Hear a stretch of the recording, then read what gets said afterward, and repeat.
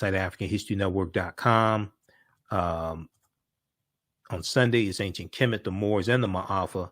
Understand the transatlantic slave trade, what they didn't teach you in school. This is a 10-week online course. We deal with thousands of years of history and what leads up to the transatlantic slave trade taking place. We teach this on Sundays, 12 noon to 2 p.m. Eastern Standard Time. It's at an online school. It's not here on Facebook. It's not on YouTube.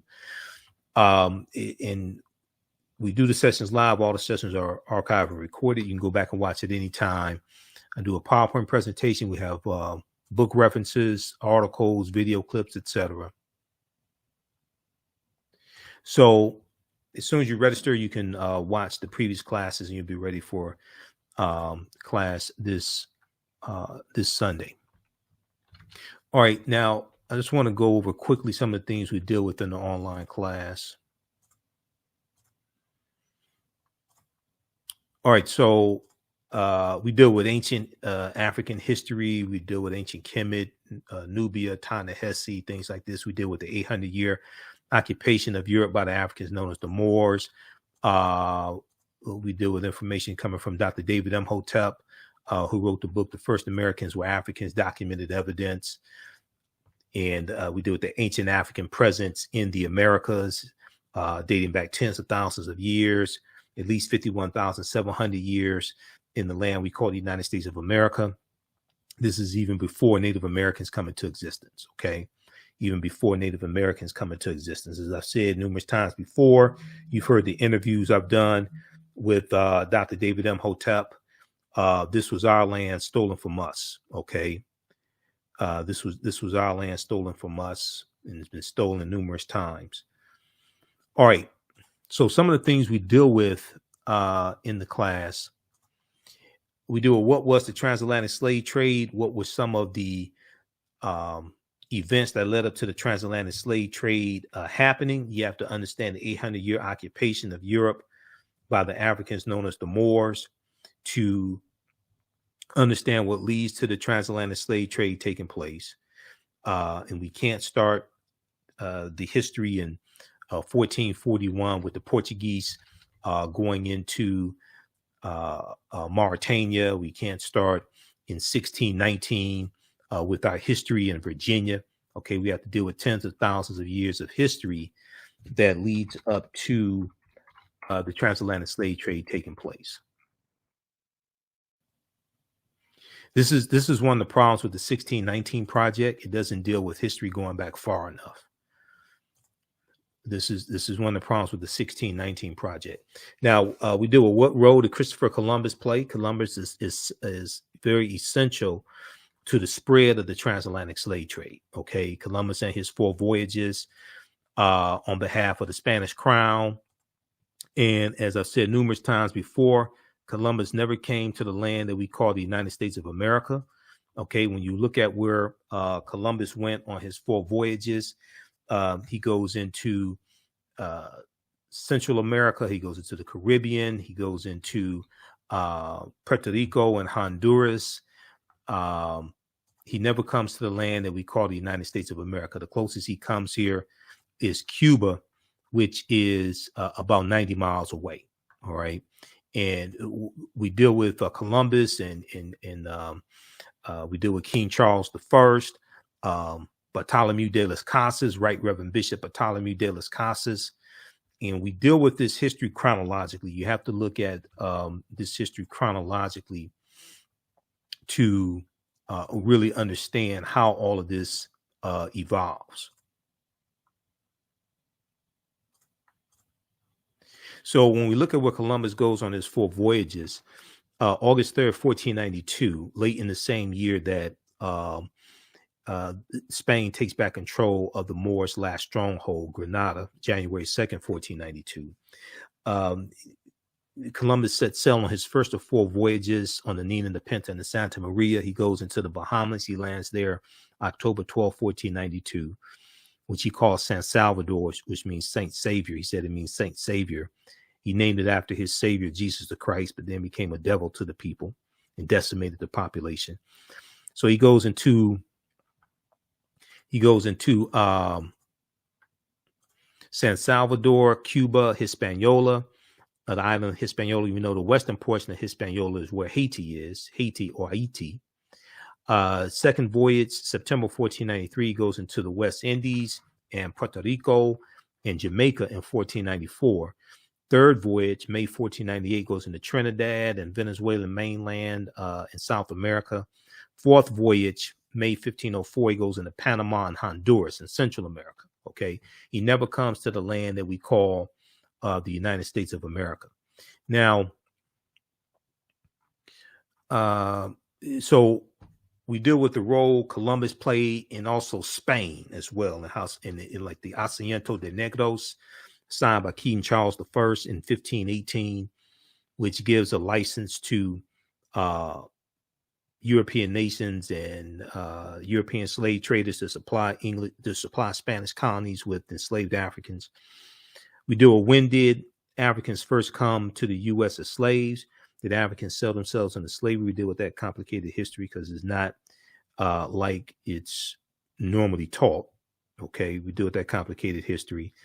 We deal with were African people in America before the slave trade? Yes, we were. As I said before, this was our land stolen from us. Yes, the transatlantic slave trade took place, but we were here tens of thousands of years before it happened. We deal with the 800-year occupation of Europe by the Africans known as the Moors, and what the Moors taken to Europe, because these things they taken to Europe, the mathematics, the science, the medicine, these things are going to bring Europe out of the Dark Ages, and it's going to be to our detriment as well. Shocking archaeological discoveries that are causing experts to rethink everything. We deal with numerous archaeological discoveries that are causing the archaeologists, the paleontologists, the scientists to push the timelines back. And they're realizing that all this stuff is much older than what we've been told. Okay, all this stuff is much older than what we've been told. All right, so we also deal with insurance companies, the role insurance companies played in insuring slave ships, as well as Africans on plantations as well. Okay, because insurance policies were taken out on African slaves on the plantations also. Freemasonry, America and the Founding Fathers, the origins of the term Africa, America, and much more. We deal with the problem with slave movies. Why have we been bombarded with slave movies and slave-themed TV shows? Osiris and Heru and the origins of the Immaculate Conception story, how all this connects to ancient Kemet, ancient Egypt, and the retelling of these stories throughout thousands of years in various people's cultures. Links to ancient Kemet, Egypt, and early Christianity. Freemasonry in America. We deal with the fake Willie Lynch letter 1712 because Willie Lynch never historically existed. We talk a lot about the film Black Panther and the African influence in the film Black Panther as well, because Black Panther is a deep movie. There are 11 different African cultures in the film Black Panther. So we deal with all that in the class, and we deal with Osiris and Heru, who the Greeks called Osiris, Isis, and Horus, the first Holy Trinity. We break down the connection between the Annunciation, the Immaculate Conception, the Adoration, and the Virgin Birth, and how that dates back to ancient Kemet thousands of years ago. This is all set, the first queen of Kemet. She's the wife of Osiris, or who the Greeks called Osiris, mother of Heru, or who the Greeks called Horus.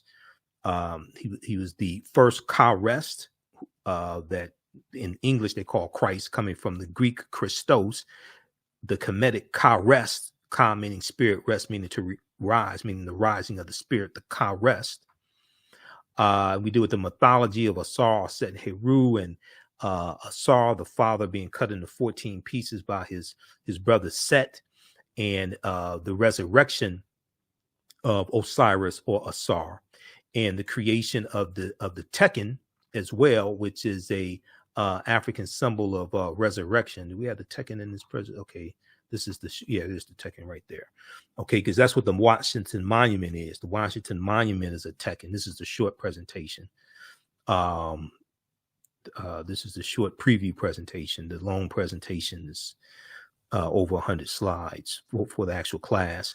So when we look at the Washington Monument, that's a tech, and we know that many of the founding fathers were Freemasons, and Freemasonry has its roots, its origins in ancient Kemet, the teachings in ancient Kemet, the mystery systems.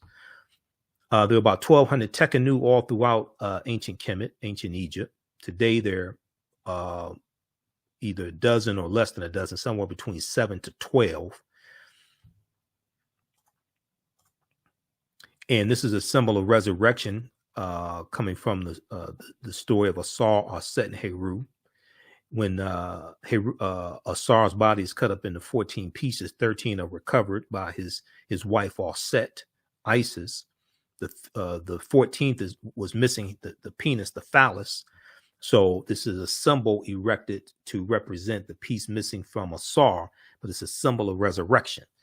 Now, the word Mason is derived from the Latin words mass and sun. Mason means child of light and expresses the desire to pursue light, which is a metaphor for the sun, which symbolizes knowledge. The term child of light or sons and daughters of light was first used to identify students who had completed 42 years of study in the temples of ancient Kemet, ancient Egypt. Many Masonic temples were modeled after the temples of Kemet, places where light or knowledge was imparted in a series of steps or degrees.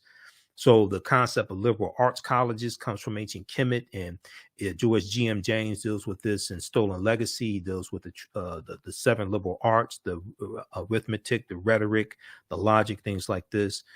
In the concept of associating knowledge with light, okay? And if in school, if you have a child that's smart, you say that's a bright child, B-R-I-G-H-T, associated with light. And when the Vandals and the Visigoths crushed the western portion of the Roman Empire in 476 AD, it cast Europe into the Dark Ages, which was a period of ignorance, hundreds of years, a period of ignorance and war and things like this. It's going to be the Africans, it's going to be the Moors going in 711 AD, going into the Iberian Peninsula from Morocco. Is going to be the Moors, unfortunately, who take the teachings from ancient Kemet, ancient Egypt, into Europe. And this is going to bring Europe out of the Dark Ages. They're taking the light from ancient Africa into Europe. And this brings Europe out of the Dark Ages.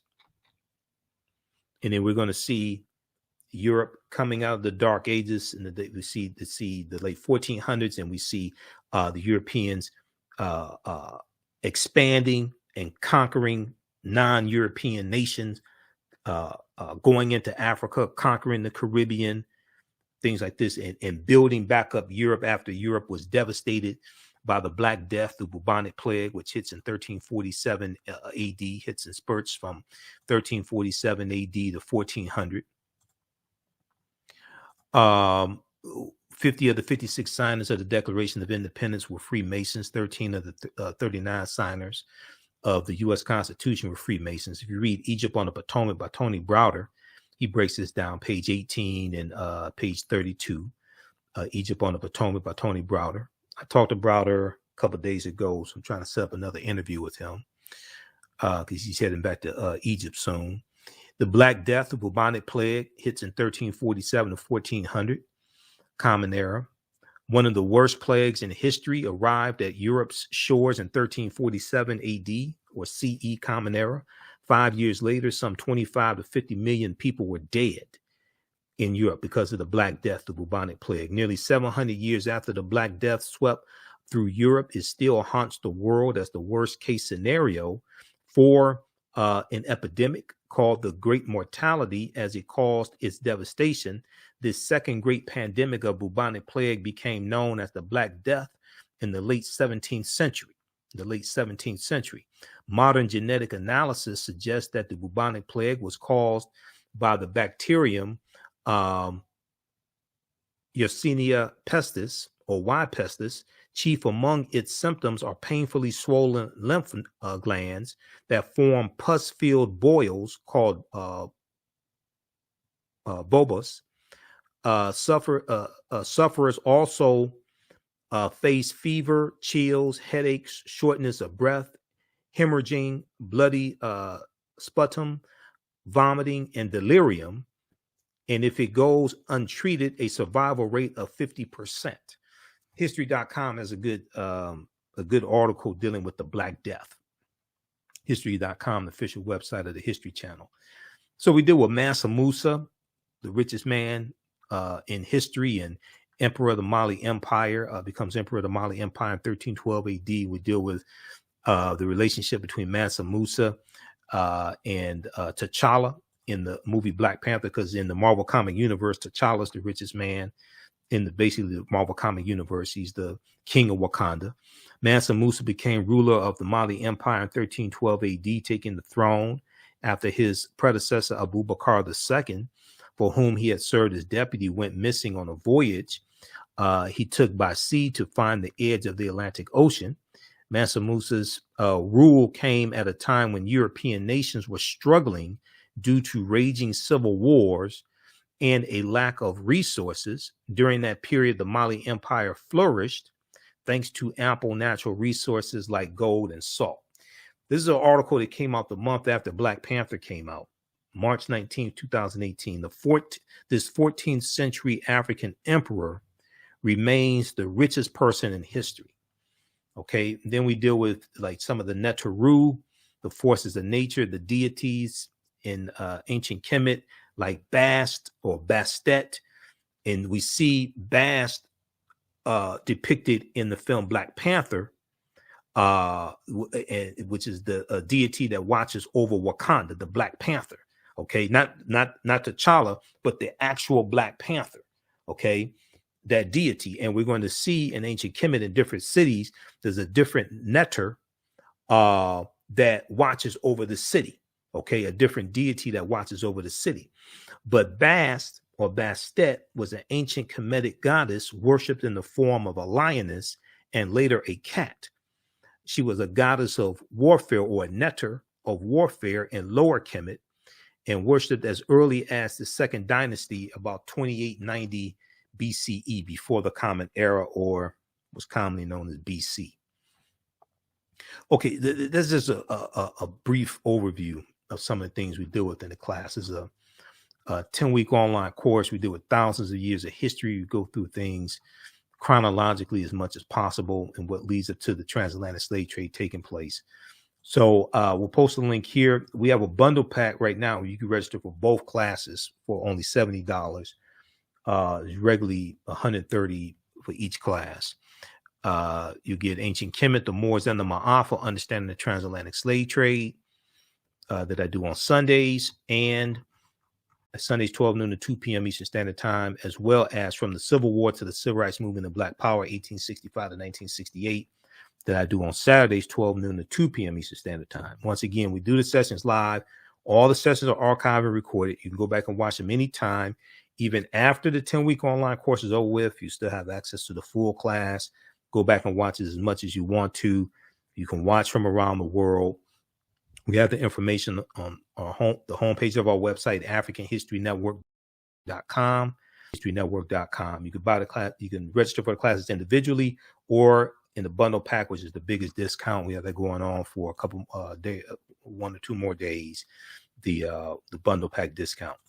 All right, look, we have to get out of here. Remember, at the African History Network, we focus on educating, empowering, and inspiring people of African descent throughout the diaspora and around the world, because right now it's corrects wrong behavior. If you have any questions about the class, you can email me, ahnshow@africanhistorynetwork.com. And also, if you rather pay through Cash App instead of PayPal, let me know as well. Email me. We can work that out for you. Remember, right now it's corrects wrong behavior. It's not over till